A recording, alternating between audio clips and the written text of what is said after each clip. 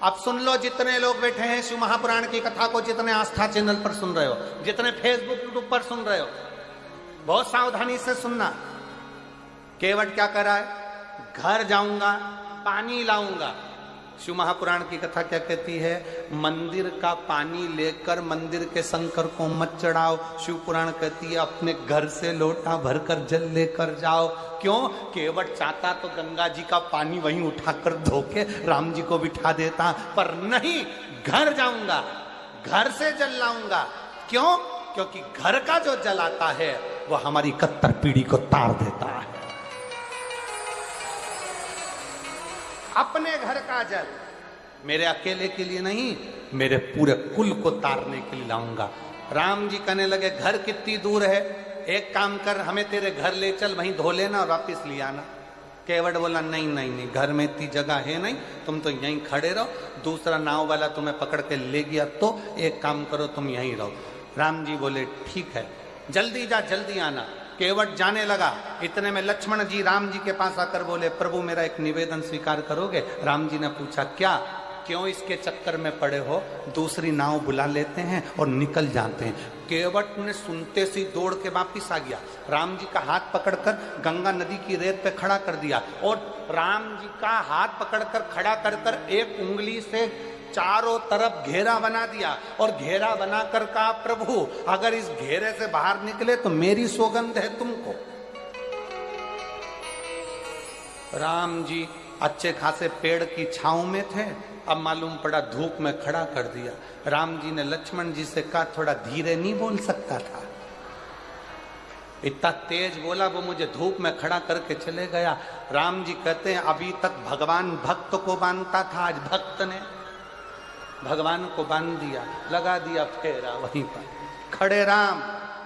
केवट गया घर, पत्नी को आवाज लगाया, सुनती है? पत्नी ने पूछा क्या? मेरी मां जिस पात्र में आटे को सनती थी वो कठवता कहां है? पत्नी ने कहा वो रखा, ये तो पत्थर का, मेरी अम्मा के जमाने का लकड़ी का पात्र लाया, पत्थर का नहीं। पत्नी ने पूछा क्यों?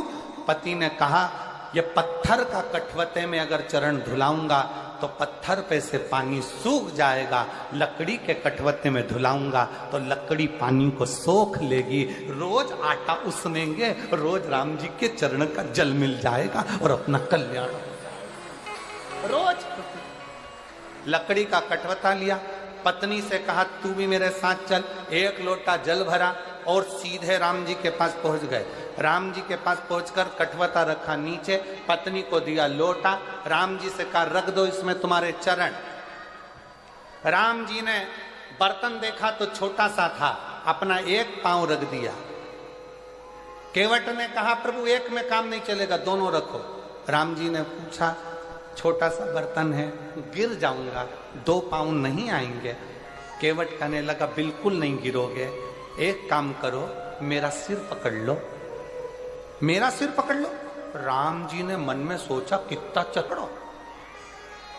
राम जी बोले मैं गिरना पसंद है पर तेरा सिर पकड़ना पसंद है, नहीं पकड़। अब केवट राम जी ने दोनों चरण अंदर रख दिया और केवट ने अपनी पत्नी को पकड़ाया पानी का लोटा।